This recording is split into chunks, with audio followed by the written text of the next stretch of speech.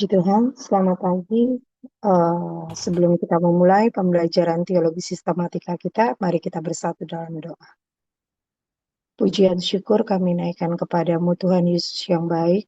Kami bersyukur Tuhan atas hari yang baru Engkau berikan buat kami untuk kembali kami menikmati anugerah-Mu yang besar Tuhan Yesus. Terima kasih Tuhan, terima kasih. Kami menyerahkan tubuh jiwa roh kami ke dalam tangan-Mu. Kami sungguh percaya Tuhan Yesus, kami kembali boleh menikmati damai-Mu, sukacita-Mu, boleh terus menjadi bagian kami. Terima kasih Tuhan, terima kasih. Ampuni segala salah dosa kami dari segala perkataan, pikiran, perbuatan kami. Terima kasih Tuhan Yesus, kami sungguh percaya Tuhan, Engkau mengampuni kami, biar kami boleh meresponi setiap jaminan pengampunan yang Engkau sudah berikan buat kami. Terima kasih Tuhan, saat pagi hari ini Tuhan Yesus, kami mengucap syukur Tuhan, untuk kesempatan lagi yang Engkau berikan buat kami, untuk Tuhan Yesus, hikmat-Mu, semangat-Mu Tuhan, untuk kami boleh belajar kembali mendengarkan kebenaran firman-Mu melalui teologi sistematika ini Tuhan. Tuhan tolong apa yang kami Tuhan Yesus lakukan saat pagi hari ini, biarkan boleh mendatangkan berkat Tuhan, biarlah semua itu untuk kemuliaan nama-Mu Tuhan Yesus. Biar Engkau pimpin Tuhan Yesus Zoom kami ini Tuhan Yesus dari awal hingga akhirnya. Biar apa yang kami dengar, kami baca itu boleh kami mengerti Tuhan. Kami memohon kepadamu, berikan kami pengertian yang daripadamu Tuhan. Biar apa yang kami mengerti firman-Mu itu dapat kami lakukan dalam kehidupan kami. Terima kasih Tuhan, terima kasih. Kami berdoa juga buat teman-teman kami yang akan mendengarkan, baik secara langsung maupun secara rekaman. Tuhan Yesus berkati mereka semua seperti Engkau memberkati kami saat pagi hari ini. Tuhan Yesus, kami sungguh percaya Tuhan Yesus, Engkau sudah mempersiapkan hamba-Mu dengan hikmat-Mu, urapan-Mu, pengetahuan daripadamu. Biar apa yang hamba-Mu sudah pelajari, baca Tuhan, biarlah itu semua daripadamu.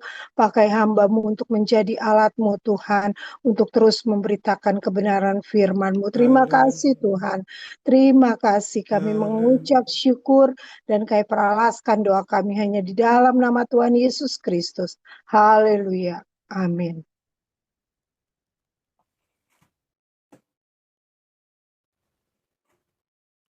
Berkat-berkat ilahi jadi bagian kita semua.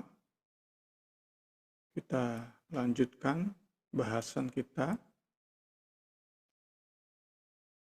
Misi gereja bagian kedua.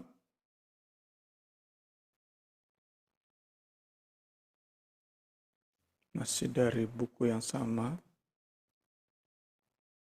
Minggu lalu kita sudah mulai melihat bahwa dalam menjalankan misi gereja, kita semua membutuhkan keseimbangan antara pengalaman pribadi dengan Kristus dan Roh Kudus. Itu diseimbangkan dengan pemahaman Alkitab yang komprehensif. Karena itulah kita perlu belajar, kita perlu mengerti, memahami dasar-dasar Alkitab dari misi gereja. Kita ulang sedikit.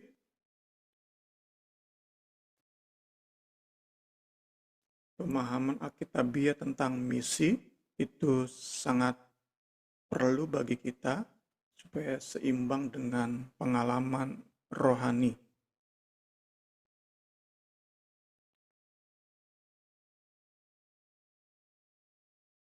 Pembelajaran yang komprehensif, yang menyeluruh, melihat Alkitab sebagai sebuah kesatuan yang utuh, itu sangat kita butuhkan sebagai sebuah komunitas yang bernama gereja. Sehingga kita bisa menjalankan misi dengan benar di tengah dunia. kita nggak hanya mengandalkan pengalaman rohani, tapi kita sungguh melengkapinya dengan pemahaman yang komprehensif dari dasar-dasar Alkitab tentang misi. Dibutuhkan oleh semua gereja, termasuk yang bernaung atau yang berada di bawah denominasi Pentakosta Karismatik, yang kita ini banyak kali berfokus hanya di Kisah Para Rasul atau sedikit mundur di keempat Injil. Kita perlu diajak, sama-sama kita diajak untuk melihat Alkitab sebagai satu kesatuan. Dari Kejadian sampai Wahyu. Kita perlu melihat gereja itu bukan hanya di PB, tetapi gereja pun sudah dinubuatkan di PL. Sehingga kita perlu belajar juga PL. Umat Allah, bangsa Israel. Sampai ke zaman gereja mula-mula, kita belajar dan belajar, puji Tuhan. Jumat lalu kita sudah melihat dasar-dasar misi dari Perjanjian Lama. Pagi hari ini kita khusus akan melihat dasar-dasar misi dari PB. Baru Jumat depan kita lanjutkan dengan kuasa dari misi atau power of mission. Dasar-dasar misi Perjanjian Baru, PB, bukan hanya mencatat kesaksian tentang pelayanan Kristus di bumi, pengajarannya, sengsara, kematian, kebangkitan, dan kenaikannya ke surga, tetapi juga tentang gereja, bagaimana gereja lahir, gereja bertumbuh sebagai perwujudan yang paling penuh dari sebuah komunitas yang disebut umat Allah. Umat kepunyaan Allah. Israel umat kepunyaan Allah. Tetapi belum menunjukkan ekspresi tertinggi, perwujudan tertinggi, memberi cerminan, gambaran paling jelas tentang apa yang disebut sebagai umat kepunyaan Allah. Gerejalah yang menerima keistimewaan tersebut. Kita saat sungguh-sungguh ada keseimbangan antara pengalaman dan pemahaman, maka kita akan benar-benar merupakan perwujudan dari sebuah umat yang disebut umat kesayangan Allah, umat kepunyaan Allah. Itu seharusnya seperti itu. Idealnya, tentu kita mau berkaca dengan keberadaan kita, khususnya gereja di akhir zaman, kita mengejar kembali apa yang menjadi pengalaman gereja mula-mula. Itulah ekspresi tertinggi saat kita belajar kemarin, umat pilihan Allah, bangsa Israel ternyata fokus pada diri sendiri. Sehingga mereka hanya sibuk membanggakan diri tanpa menjalankan misi. Di dalamnya kita lihat bangsa-bangsa lain justru melihat sebuah kegagalan dari umat yang disebut umat Allah. Sebuah kegagalan dari yang disebut sebagai komunitas kepunyaan Allah. Ya karena tadi dipilih Allah seharusnya untuk memberitakan perbuatan besar Allah kepada bangsa-bangsa lain, sehingga bangsa-bangsa lain juga menyembah Allah, tetapi tidak demikian yang dilakukan oleh bangsa Israel. Gereja tidak mau mengulangi kesalahan yang sama. Kita tidak mau hanya berfokus pada diri sendiri, membanggakan bahwa kita ini umat kepunyaan Allah, Bukan itu tujuan Allah memilih kita, tapi untuk kita bermisi, sehingga sungguh identitas kita sebagai anak-anak Allah, umat kepunyaan Allah, itu benar-benar dunia bisa saksikan. Puji Tuhan. Bukan hanya kita ngaku-ngaku sebagai umat kepunyaan Allah, umat yang dipilih oleh Allah, tapi sungguh dan sungguh kita bisa menunjukkan, mengekspresikan di hadapan dunia. Puji Tuhan. Mandat untuk bermisi kita dapati di dalam keempat Injil dan Kisah para Rasul. Tuhan Yesus berkata, kita mulai dasar-dasar misi dalam PB. Dimulai dari Injil dan Kisah para Rasul. Di dalamnya Tuhan Yesus berkata bahwa gereja mesti menjalankan misi. Karena apa? Karena segala otoritas, segala kuasa di surga dan di bumi telah diberikan kepada Kristus. Kepadaku telah diberikan segala kuasa di bumi dan di surga. Karena itu, karena apa? Karena kepada Yesus telah diberikan segala kuasa di surga dan di bumi. Karena itu,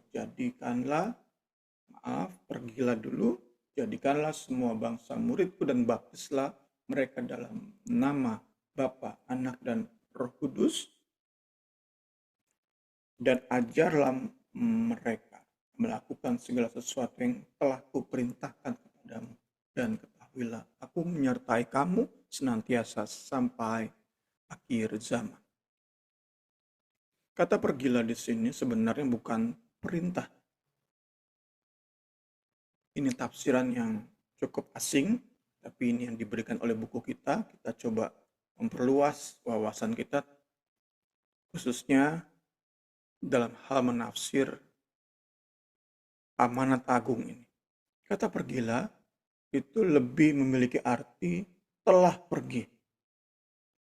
Jadi dapat kita tafsirkan lewat ayat ini, ke kota mana para murid mula-mula itu pergi, entah karena bisnis, karena pekerjaan, mungkin juga karena jalan-jalan, atau bahkan karena di Yerusalem ada aniaya dan ada orang-orang Kristen yang nggak tahan dan mereka pergi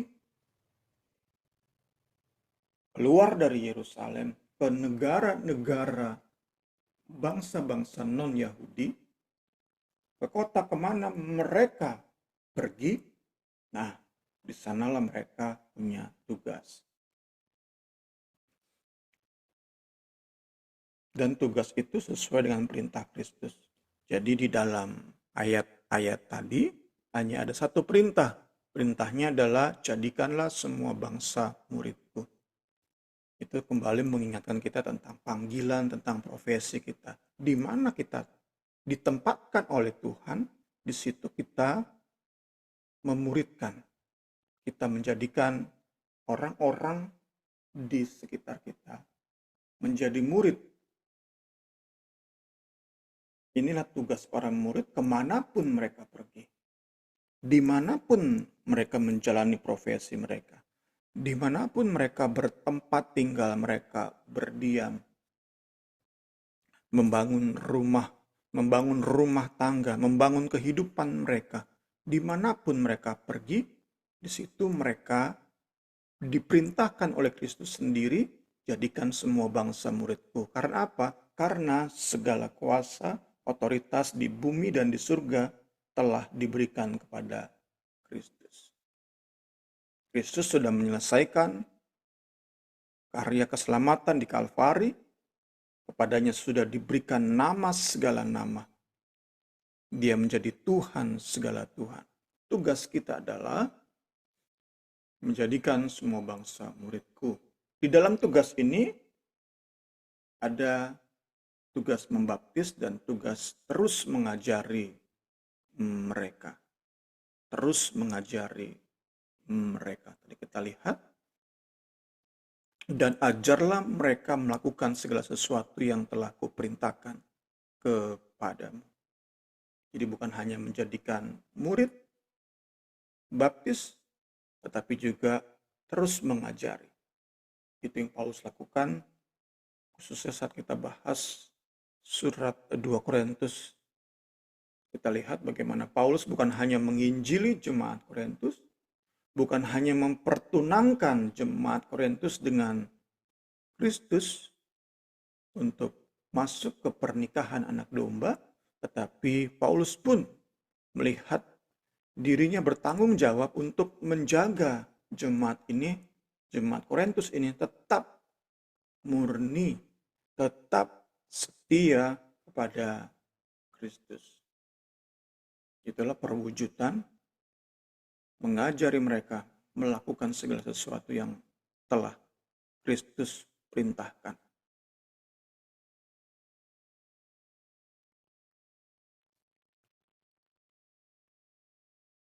Lalu ia berkata, pergilah ke seluruh dunia, beritakan Injil kepada segala makhluk. Gereja menjadikan semua bangsa murid Kristus itu lewat pemberitaan Injil. Tentu tidak semua akan menerima pemberitaan Injil, itu pun sudah dijelaskan oleh Alkitab kita. Jadi saat bicara tentang semua bangsa, kita teringat pada bahasan kita di minggu lalu saat kita melihat nubuatan di kitab Wahyu. Katakan semua suku, bangsa, bahasa, dan kaum akan berkeliling di hadapan tahta Allah. Semua bangsa tentu bukan bicara tentang paham universalisme, di mana nanti penganut pemahaman ini yakin nanti pada akhirnya semua manusia itu diselamatkan.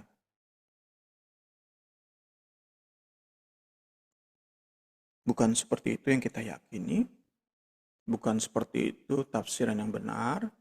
Tafsiran yang benar kita yakini bahwa nanti di surga itu setiap bangsa terwakili, setiap suku terwakili. Suku yang paling pedalaman di Indonesia, mungkin kita anggap yang paling terbelakang itu suku di Papua. Suku yang paling terdalam, kita katakan di pedalaman, dengan bahasa yang kita anggap paling aneh, nanti terwakili di hadapan tahta Allah. Itu yang menjadi keyakinan kita. Maka kita bisa menafsirkan semua bangsa itu dengan benar. Puji Tuhan. Lewat pemberitaan Injil, baru kita lihat Injil seperti apa. Injil yang dapat dimengerti oleh seseorang bukan karena kecerdasannya, bukan karena kejeniusannya, tetapi oleh pekerjaan Roh Kudus. Bukan karena kemampuan berretorika dari si penginjil, tetapi oleh karya Roh Kudus. Seseorang dapat mengerti Injil. Injil tentang penderitaan, kematian, dan kebangkitan Kristus. Lalu ia membuka pikiran mereka, sehingga mereka mengerti kitab suci. Katanya kepada mereka, ada tertulis demikian. Mesias harus menderita dan bangkit dari antara orang mati pada hari yang ketiga. Dan lagi, dalam namanya berita tentang pertobatan dan pengampunan dosa harus disampaikan kepada segala bangsa, mulai dari Yerusalem. Jadi kita lihat deskripsi tentang Injil. Tetap tadi pertama Injil yang diberitakan oleh Kristus apostolik, para rasul apostolik, Itu pertama, Injil yang dapat dimengerti hanya oleh karena karya Roh Kudus. Kedua, Injil itu tentang penderitaan, kematian, dan kebangkitan Kristus. Ketiga, Injil tersebut tentang pertobatan pengampunan dosa di dalam nama Yesus Kristus. Keempat, Injil tersebut perlu diberitakan bukan dengan kekuatan manusiawi, tetapi dengan kekuasaan dari tempat tinggi. Dan aku akan mengirim kepadamu apa yang dijanjikan Bapakku. Tapi kamu harus tinggal di dalam kota ini sampai kamu diperlengkapi dengan kekuasaan dari tempat tinggi.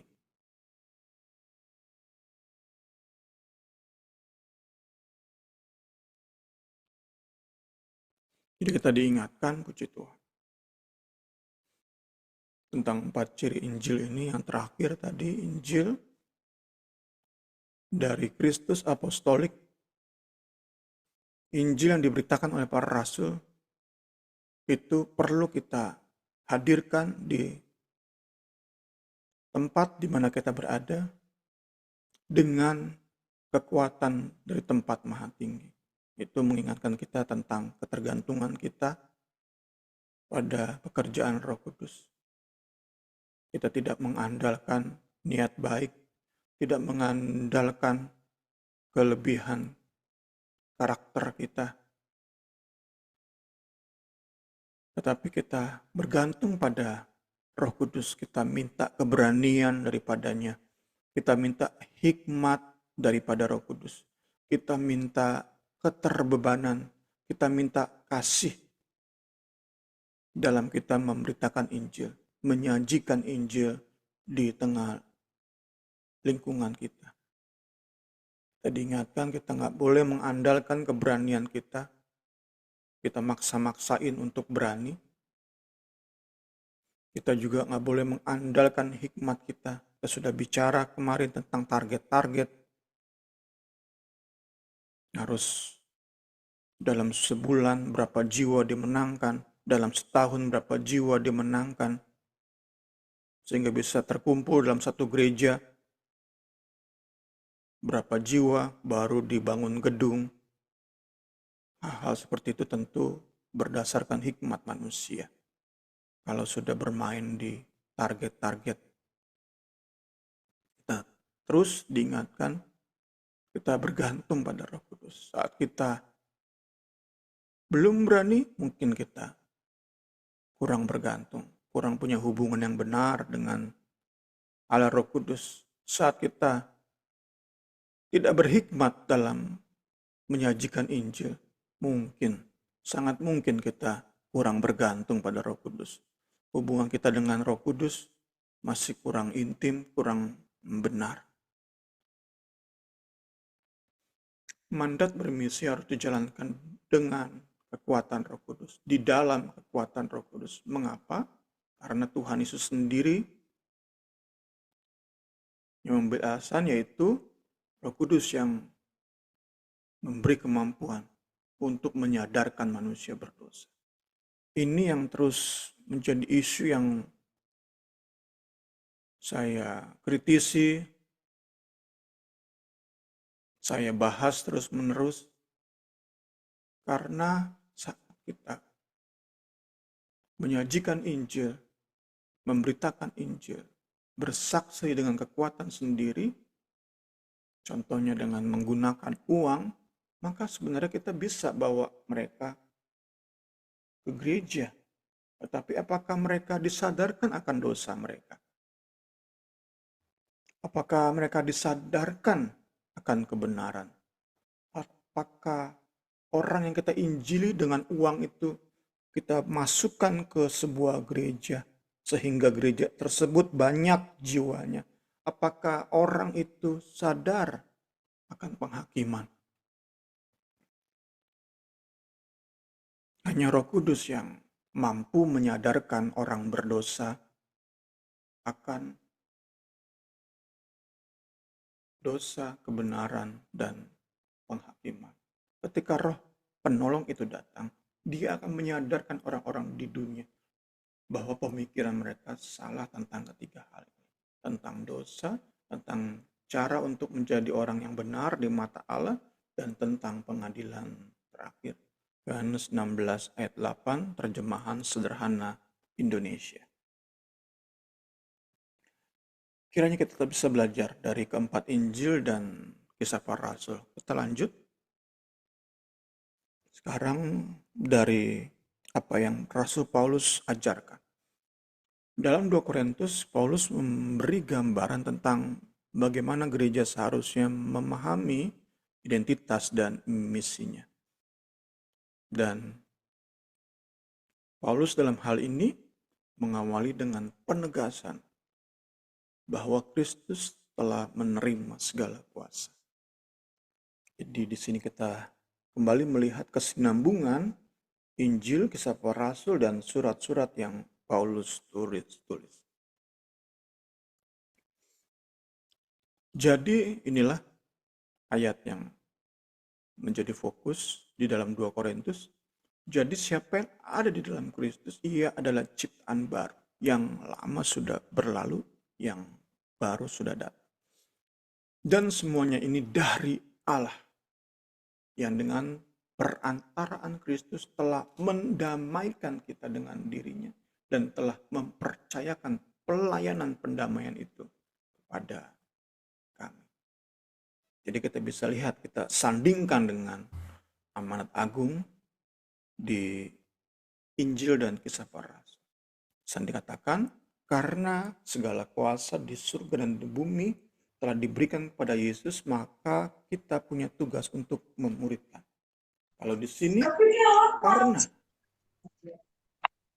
di dalam Kristus kita adalah ciptaan baru, karena lewat perantaraan Kristus kita berdamai dengan Allah, manusia berdosa berdamai dengan Allah.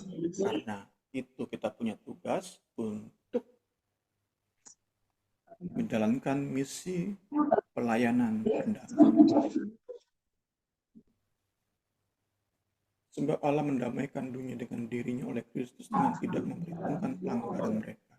Ia telah mempercayakan berita pendamaian itu kepada kami. Dan kami ini adalah utusan-utusan Kristus akan Allah menasihati kamu dengan terang-terangan dalam nama Kristus. Berilah dirimu didamaikan dengan Allah. Kalau yang lama kan ya? Iya. Yang baru.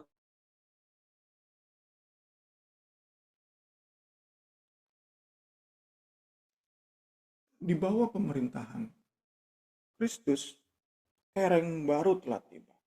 Oleh kemenangannya di Kalvari, pendamaian dengan Allah tersedia bagi setiap manusia berdosa.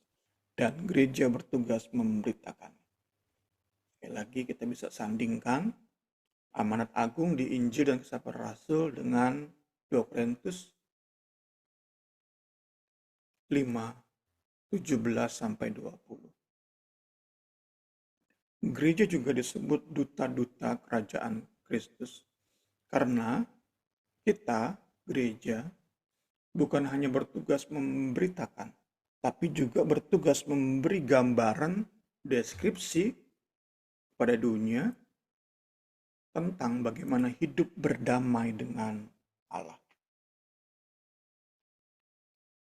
Saya teringat kepada perbandingan saya sekolah dasar dengan anak sekarang sekolah dasar SD. Kalau dulu masih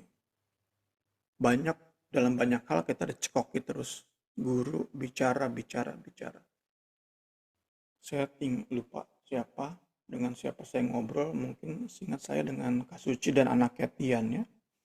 Di SD zaman sekarang itu ada tugas untuk mendeskripsikan sesuatu, misalnya deskripsikan lemari, maka akan si anak SD ini akan mendeskripsikan lemari itu bentuknya seperti apa, fungsinya apa.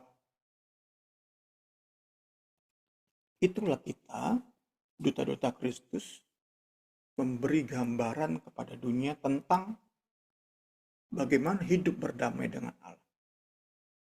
Dan gambaran kita bukan hanya dalam bentuk verbal, tetapi juga dalam realita bagaimana kita menjalani hidup sehari-hari.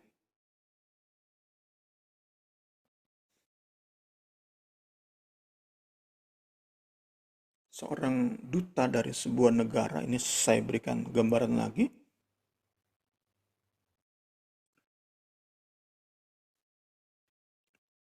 Duta besar dari sebuah negara yang menjunjung tinggi hak asasi manusia, HAM, maka saat ia mengunjungi sebuah negara yang lemah penegakan HAM-nya, ia akan bukan sekadar hadir di negara tersebut, tetapi tentu ia akan memperjuangkan HAM dalam tindakan-tindakan, langkah-langkah konkret. Itu gambaran. Sebuah negara utus duta besar, negara yang baik penegakan HAM-nya, utus duta besar ke negara yang lemah penegakan HAM-nya, maka si duta besar bukan hanya sekadar ngomong, bukan omdo, tapi juga memperjuangkan penegakan HAM melalui tindakan-tindakan konkret, langkah-langkah konkret di negara yang ia kunjungi. Kita, duta-duta Kristus, diberi tugas oleh kerajaan Kristus untuk hadir di tengah-tengah dunia, di dalam lingkungan kita, di mana kita diutus. Kita bukan hanya memberitakan, bukan hanya ngomong doang, tapi dengan langkah-langkah konkret kita memberi gambaran kepada dunia tentang bagaimana hidup berdamai dengan Allah di dalam Kristus, oleh karena Kristus. Puji Tuhan.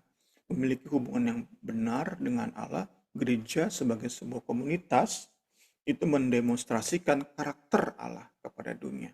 Allah yang adalah sumber kasih dan sumber pendamaian. Ini dari 2 Korintus. Kita coba menafsirkan ayat-ayat ini. 2 Korintus 5, 17-20. Kita masuk ke surat berikutnya. Masih dari Paulus, surat Efesus. Di dalam surat ini, Paulus pun menggambarkan gereja itu sebagai pusat misi. Ini memberi penegasan kepada kita bahwa misi bukanlah sekadar sebuah program gereja, sebuah program yang bersaing dengan program-program lainnya. Bukan seperti itu. Surat Efesus mengajari kita juga saat kita belajar sejarah gereja Efesus di kisah para rasul, kita bisa belajar. Saya punya rencana setelah kita bedah buku 2 Korintus, kita akan masuk bedah buku surat Efesus.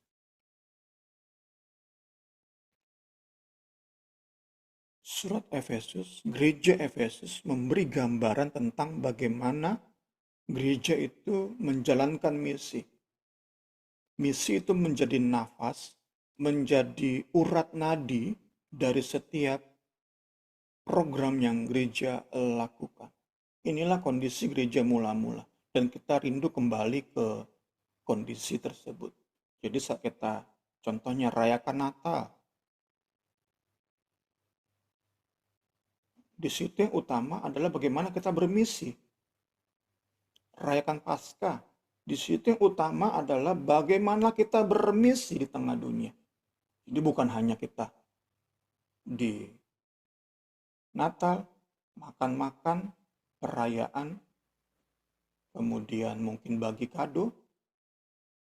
Di Paskah bukan tentang perjamuan kudusnya semata, ingat cinta Tuhan, tetapi bagaimana kita bermisi di tengah perayaan yang mungkin kita bisa buat megah, tetapi jangan lupa nafasnya, urat nadinya adalah misi.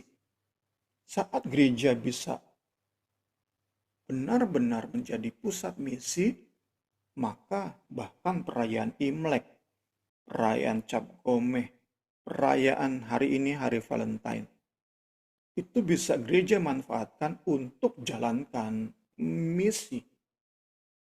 Ini yang kita impikan untuk menjadi pengalaman kita sebagai sebuah gereja. Tentu harus di dalam kebersamaan, kesehatian, sebuah gereja, sebuah persekutuan. Kami sebagai pemimpin coba berikan visi misi, tetapi tentu bisa terlaksana hanya jika kita semua bisa bersehati, bekerja sama, sadar benar bahwa gereja intinya adalah misi. Setiap program kerja gereja intinya adalah misi. Bagaimana gereja memuridkan, menjadikan semua bangsa murid Kristus. Bagaimana gereja membawa berita pendamaian. Bagaimana gereja, seperti Paulus katakan, aku menasehati kamu untuk berdamai dengan Allah. Puji Tuhan, segala hormat, kemuliaan bagi Kristus. Jadi gereja Efesus ini memberi gambaran tentang sebuah komunitas yang benar-benar mencerminkan pemerintahan Kristus di setiap aspek kehidupan sebuah gereja. Sebagai duta-duta Kristus, kita nggak seperti duta besar yang diperintahkan apa oleh sebuah negara yang menjadi asalnya, sampai ke negara orang, kita menjalankan tugas tersebut. Kita nggak mau seperti itu. Tugas kita apa? Kita diutus dari kerajaan Kristus, kita hadir sesuai panggilan kita, sesuai profesi kita, kita jalankan tugas kita, tanggung jawab kita di situ. Puji Tuhan. Tentu sekali lagi ditekankan tentang keseimbangan, pemahaman, dan pengalaman rohani dengan Kristus. Jemaat Efesus itu begitu dekat dengan Kristus. Sehingga dengan demikian secara organik mereka bercerita tentang Kristus dalam keseharian mereka. Ini yang juga kita impikan. Terlalu sering karena kita hanya ngobrol dalam persekutuan kita sendiri, obrolan kita ya udah bukan tentang Kristus, tetapi tentang diri sendiri, keluhan diri, keluhan ekonomi, masalah keluarga, terus berputar di situ. Karena pusat kita adalah diri sendiri. Pusat kita adalah komunitas sendiri. Kita sebut gereja, tetapi sesungguhnya komunitas sendiri, komunitas kita. Kita udah nggak beda dengan komunitas geng motor, arisan ibu-ibu. Kalau mereka ya memang identitasnya, misinya adalah ngobrol, saling ngobrol dengan teman-teman sendiri. Gereja diciptakan, dilahirkan bukan untuk seperti itu. Kita akan sama dengan arisan ibu-ibu saat terus dan terus yang menjadi isi pembicaraan kita adalah kita cerita masalah kita, ekonomi, rumah tangga, dan lain-lain sebagainya. Itu terus berputar di situ. Itu penting dalam kita saling membangun, dalam kita tadi mewujudkan perintah Kristus terus diajarkan. Apa yang ia ajarkan, kita terus ajarkan sehingga bisa menjadi bagian hidup kita. Termasuk tadi saling membangun, saling menasehati, saling curhat, saling ngaku dosa. Itu penting. Tapi kita nggak diciptakan hanya untuk itu. Tuhan Yesus tolong kita semua. Lebih dan lebih lagi kita mengerti misi kita. Puji Tuhan. Puji Tuhan. Inilah gambaran yang jemaat Efesus berikan. Sehingga kuasa yang Roh Kudus berikan itu benar-benar dimaksimalkan penggunaannya. Seperti kita beli iPhone terbaru harga 20 juta, kita gunakan secara maksimal untuk edit foto, untuk edit video, dan lain-lain sebagainya. Kita buat seindah mungkin sebuah foto, kita buat seindah mungkin, sekreatif mungkin sebuah video, itu kan masih kita katakan worth it nih. 20 juta sebuah iPhone tercanggih. Tapi tentu nggak maksimal saat kita beli iPhone 20 juta, kita hanya gunakan untuk WA. WA bisa digunakan di HP di bawah 1 juta. Nggak perlu beli iPhone 20 juta untuk WA-an doang. Demikianlah Roh Kudus beri kuasa kita, bukan hanya sekadar untuk sering-sering berbahasa roh, tapi untuk kita punya pengalaman indah dengan Tuhan, indah demikian indah, sedemikian indah, sedemikian indah, sehingga mau nggak mau itu keluar di mulut kita. Itu impian kita. Itu yang kita angan-angankan terjadi dalam pengalaman kita bersama. Puji Tuhan, puji Tuhan. Ini yang jemaat Efesus, gereja Efesus contohkan. Tentu kita lihat sedikit, kita baca kisah para rasul. Nggak semua jemaat gereja Efesus itu seperti Paulus dan Barnabas yang pergi ke luar negeri untuk jadi penginjil. Nggak semua jemaat Efesus seperti itu. Nggak semua jemaat gereja Efesus seperti itu. Nggak semua seperti rasul, nggak semua seperti penginjil, nggak semua seperti, seingat saya Agabus namanya, nabi. Tetapi setiap jemaat itu sesuai panggilan mereka menjalankan misi. Puji Tuhan. Sehingga sekali lagi roh yang diberikan, kuasa yang diberikan oleh Roh Kudus itu maksimal penggunaannya. Bukan hanya dalam ibadah, tetapi di dalam keseluruhan hidup mereka. Jemaat Efesus melakukan segala sesuatu di dalam harapan,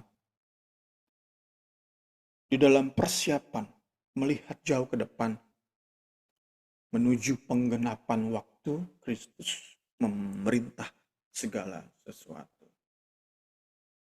Inilah alasan amanat agung diberikan. Sebab ia telah menyatakan rahasia kehendaknya kepada kita sesuai dengan rencana kerelaannya, yaitu rencana kerelaan yang dari semula telah ditetapkan di dalam Kristus sebagai persiapan kegenapan waktu untuk mempersatukan di dalam Kristus sebagai kepala segala sesuatu, baik yang di surga maupun yang di bumi. Dalam kepenuhannya tentu. Kita percaya saat Yesus telah selesai di Kalvari, maka diberikan kepadanya nama segala nama. Segala kuasa tunduk kepada nama Yesus. Namun perwujudannya belum kan? Belum.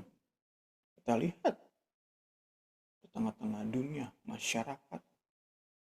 Nggak semua tunduk pada nama Kristus.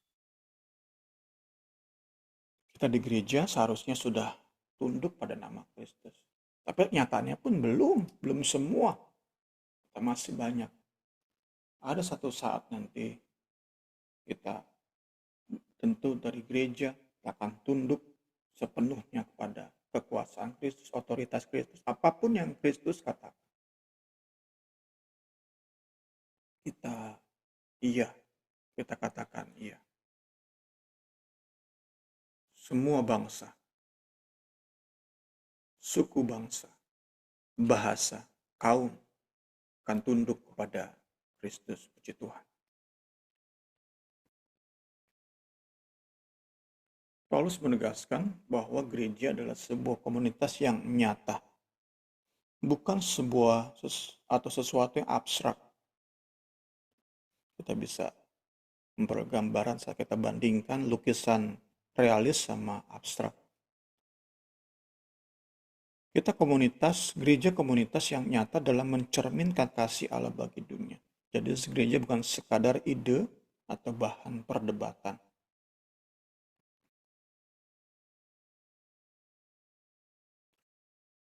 Gereja perlu menjadi tafsiran dari Injil, hermeneutic of the gospel, tempat di mana orang banyak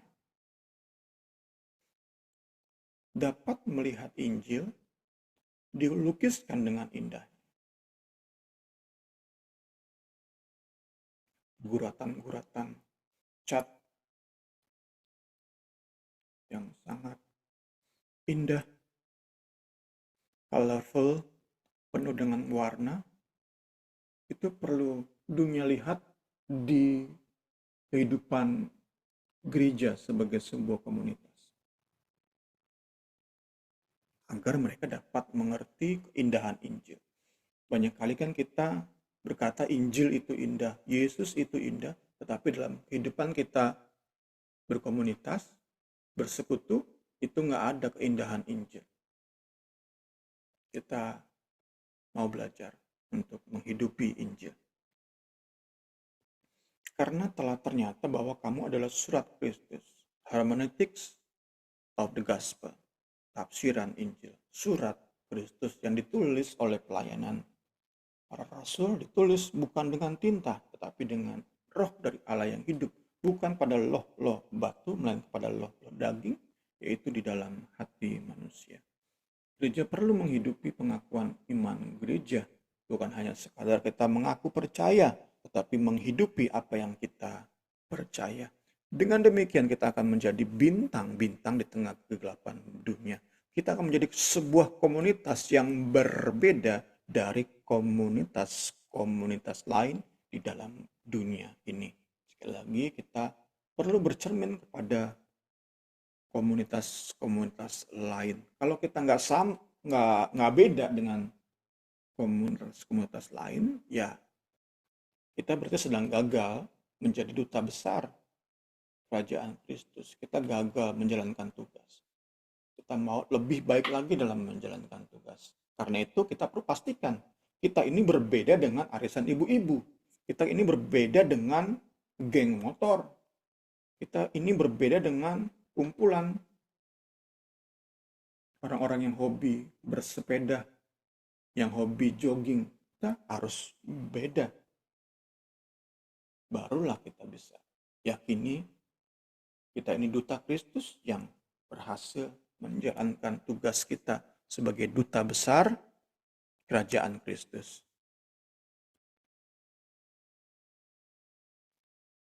Karena Allah lah yang mengerjakan di dalam kamu, baik kemauan maupun pekerjaan menurut kerelaan. Lakukanlah segala sesuatu dengan tidak bersungut-sungut dan berbantah-bantah. Supaya kamu tiada beraib dan tiada bernoda sebagai anak-anak Allah yang tidak bercela. Ini kan terang, bintang. Tiada beraib, tiada bernoda, anak-anak Allah yang tidak bercela, itu kan bintang. Di kegelapan malam, di tengah-tengah angkatan yang bengkok hatinya dan yang sesat ini. Semakin bengkok hati, sesat hati orang-orang di sekeliling kita, itu sesungguhnya menjadi kesempatan bagi kita untuk bersinar lebih beda, lebih terang. Sehingga kamu bercahaya di antara mereka seperti bintang-bintang di dunia. Ini dari Paulus. Terakhir untuk pagi hari ini kita akan lihat, jadi pagi hari ini sekali lagi hanya kita melihat dasar-dasar misi dari PB. Kita melihat sekarang dari apa yang Rasul Petrus ajarkan. Surat 1 Petrus menjadikan gereja sebagai bahasan utama. Meminjam tema dari Perjanjian Lama, Petrus jelaskan bahwa gereja adalah tampilan bersama kita dari berbagai pendidikan, latar belakang pendidikan, dari berbagai suku, latar belakang keluarga, itu menampilkan dalam kebersamaan sebuah rekonsiliasi, sebuah imamat rajani. Seperti Kristus kita menjadi perantara, seperti Kristus kita menjadi mediator, kita menjadi penghubung. Bahwa gereja adalah sekelompok orang yang dipisahkan dan dikhususkan oleh Allah untuk sebuah misi yang jelas. Tadi dihubungkan dengan lukisan yang realis dengan yang abstrak. Untuk memberitakan kabar baik bagi mereka yang berada di dalam kegelapan. Orang-orang yang berada dalam kegelapan ini dikendalikan oleh iblis untuk merusak diri mereka sendiri, juga untuk merusak hidup orang lain. Orang-orang seperti ini sedang berjalan menuju kepada kebinasaan kekal di neraka. Injil memberi terang untuk mereka memahami identitas diri mereka sebagai ciptaan. Allah punya nilai, punya manfaat. Kita bisa mengerti identitas kita, manfaat hidup kita hanya oleh Injil. Kita bisa mengerti tujuan hidup kita hanya oleh Injil. Dan kita yang sudah mengerti identitas diri dan tujuan hidup, kita wajib untuk juga membagikan terang itu, membagikan Injil itu lewat perkataan, lewat hidup kita kepada orang-orang yang sedang berada dalam kegelapan. Tetapi kamulah bangsa yang terpilih, imamat yang rajani, bangsa yang kudus, umat kepunyaan Allah sendiri. Sudah bahas tadi tentang umat kepunyaan di bagian awal bahasan kita pagi hari ini. Supaya kamu memberitakan perbuatan-perbuatan yang besar dari Dia yang telah memanggil kamu keluar dari kegelapan kepada terangnya yang ajaib. Kita lebih dahulu yang mengalami itu, sehingga kita bisa bagikan kepada orang-orang yang masih berada di dalam kegelapan. Tentu ini bicara kepada orang-orang Kristen sejati yang mengalami kelahiran baru. Kita tinggal sebagai pemilik-pemilik roh, pemilik-pemilik kuasa yang Roh Kudus karuniakan. Kita tinggal maksimalkan di dalam hubungan yang benar dengan Kristus dan Roh Kudus, di dalam pemahaman yang lebih dalam, lebih menyeluruh dari Alkitab. Kamu yang dahulu bukan umat Allah, tetapi yang sekarang menjadi umat-Nya. Kamu yang dahulu tidak dikasihani, tetapi yang sekarang telah beroleh belas kasih. Terakhir, di pagi hari ini, kita yang telah diselamatkan memiliki tanggung jawab untuk membawa sesama agar mereka pun diselamatkan. Sesuai dengan panggilan kita, terus dan terus diingatkan. Saat kita membandingkan diri dengan para rasul, tentu kita sudah minder duluan, kita sudah rendah diri duluan. Bagaimana mungkin saya bisa seperti Rasul Paulus? Tapi saat kita sungguh sadari panggilan kita terus minta keberanian dari Roh Kudus, kita minta hikmat dari Roh Kudus, kita minta kasih keterbebanan bagi jiwa-jiwa dari Roh Kudus, maka kita bisa sesuai dengan panggilan kita. Kemana kita pergi, di mana kita berdiam, di mana kita berprofesi, kita bisa membagikan dan menghidupi Injil di hadapan dunia. Kiranya pembelajaran kita di pagi hari ini memperlengkapi kita semua. Saya serahkan kepada Ibu Rini. Puji Tuhan. Selamat pagi Niar dan Pak Guru yang ada di sini. Mungkin ada tambahan atau pertanyaan dari Pak Guru atau Niar?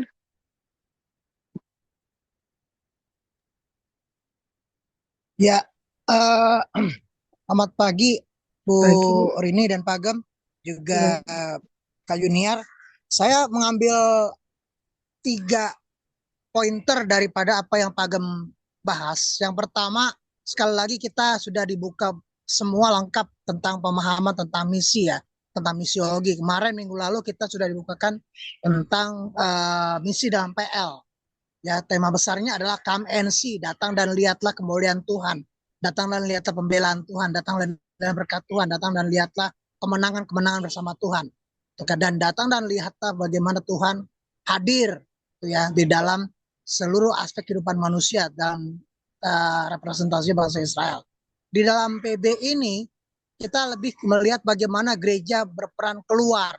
Jadi bahasanya, temanya adalah go and tell, pergi dan beritakan. Nah, cuma memang di dalam memberitakan ini begitu banyak pergumulan yang dihadapi gereja. Tadi Pak Agam sudah membahas tentang eksistensi keberadaan gereja sendiri yang begitu banyak mengalami pergumulan baik di dalam dirinya sendiri maupun kepada dunia. Ya dunia dalam hari ini ya keluarga, lingkungan, tempat pekerjaan dan masyarakat. Dan satu harus kita ingat bahwa gereja di sini bukan bicara gedung, bukan bicara organisasi, tapi gereja di sini adalah bicara organisme, yaitu kita sendiri, itu ya. Nah untuk itu saya teringat kata-kata daripada Dr. Martin Luther di dalam semangat reformasinya, dia mengatakan Ecclesias Reformata Semper Reformanda.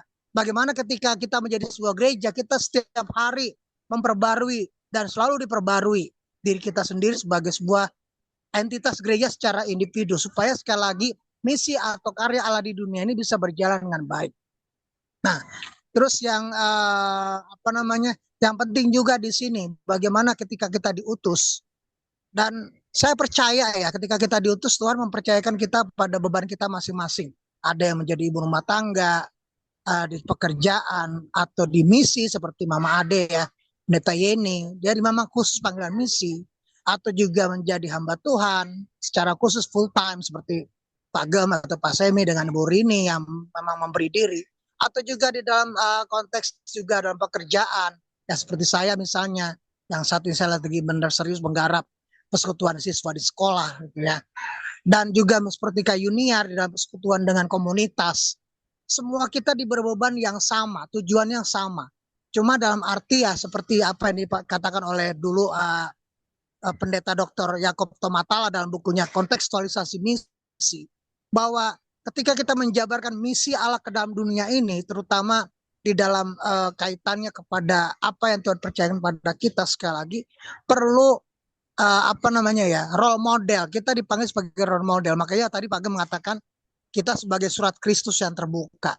Nah di sini memang tantangan buat kita, sekali lagi biarlah tadi Pak Gem sudah ingatkan lagi, kita minta pada Roh Kudus untuk kita dibimbing selalu supaya setiap hal, langkah kita, tutur kata kita, apapun yang kita lakukan, sungguh-sungguh memancarkan Kristus sendiri, ya. Dan biarlah ini pembelajaran ini juga memotivasi kita untuk mulai go and tell, mulai bergerak gitu ya, dengan kapasitas kita masing-masing. Gak usah muluk-muluk kita seperti Mama Ade, Pendeta Yeni gitu ya, atau Pak Bakri. Gak usah muluk-muluk kita seperti orang-orang lain yang memang dipanggil khusus. Tapi bagian kita yang terkecil sedikit, mungkin itu kecil di mata orang, tapi di mata Tuhan itu kecil besar itu sama. Artinya sekali lagi biarlah kita termotivasi untuk sekali lagi menjangkau sebanyak mungkin orang dengan peran kita masing-masing. Dan biarlah ini menjadi ujungnya sekali lagi adalah untuk kemuliaan Tuhan. Saya kira itu hari ini. Tuhan Yesus berkati. Makasih Pak Guru. Dari Niar mungkin ada tambahan Niar atau pertanyaan, boleh? Gak ada Kak, makasih Bu penjelasannya, Tuhan Yesus berkati. Iya, makasih. Oke, kita tutup pembelajaran teologi sistematika saat pagi hari ini. Nanti saya minta Pak Guru yang tutup dalam doa, bisa Pak Guru? Boleh. Oke. Mari kita berdoa. Haleluya. Terima kasih Tuhan Yesus, pagi hari ini kami sudah kembali dibimbing oleh sebuah pemahaman bahwa kami pribadi-pribadi yang sudah diselamatkan Tuhan dalam kasih dan anugerah-Mu, diingatkan kembali seperti kata firman katakan, kerjakan keselamatan. Tuhan, lewat pembahasan yang sudah kami bahas selama 2 pekan ini Tuhan, 2 pertemuan yang secara khusus membahas tentang misi Allah bagi dunia dalam konteks misiologi dan juga bagaimana gereja berperan, bagaimana orang Kristen berperan. Ajar kami Tuhan, bukan sekedar kami kaya dengan teori, kaya dengan pemahaman teologi, kaya dengan pemahaman kekristenan, tapi biarlah dari sini Tuhan kami boleh bertindak, bergerak, dan boleh juga melakukan aksi-aksi yang nyata, melakukan tindakan-tindakan iman yang Tuhan percayakan sesuai dengan kapasitas kami. Kami percaya dan sangat percaya Tuhan bahwa kami di dalam pimpinan Roh Kudus-Mu ada satu getaran dalam diri kami, hati kami. Kami tidak bisa melihat bahwa sekeliling kami dan dalam keadaan apa yang kami lihat di depan mata kepala kami ada begitu banyak ketidakadilan, keterpurukan. Bagaimana kami melihat jiwa-jiwa di luar sana yang membutuhkan kasih dan anugerah Tuhan. Ajar kami menjadi jiwa-jiwa yang memiliki hati yang mau menjangkau hati yang mau melayani dan hati yang mau mengasihi jiwa-jiwa yang terhilang.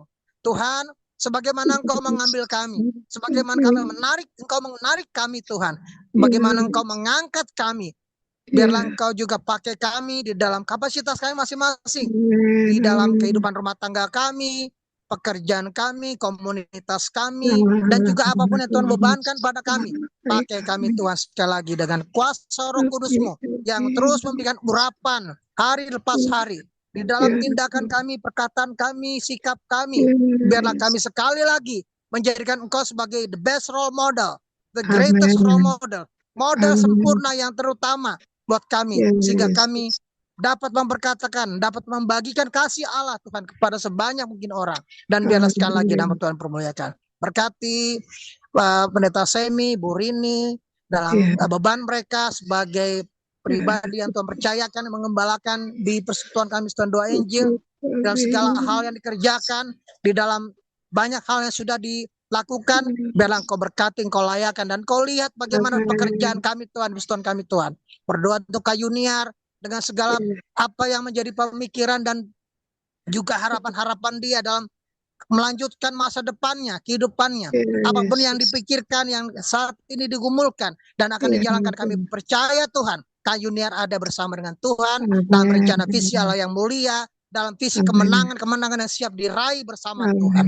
Terima kasih kami berdoa juga Persekutuan Doa Injil, biar persekutuan kami yang kecil ini dengan visi Tuhan yang besar, Tuhan berikan terus beban buat kami untuk melayani jiwa-jiwa yang terhilang, jiwa-jiwa yang mungkin tersesat, yang terjebak di dalam pemahaman-pemahaman, di dalam arus dunia ini. Dan Tuhan pakai kami Tuhan sekali lagi menjadi surat-surat Kristus yang terbuka. Terima kasih Tuhan, terima kasih.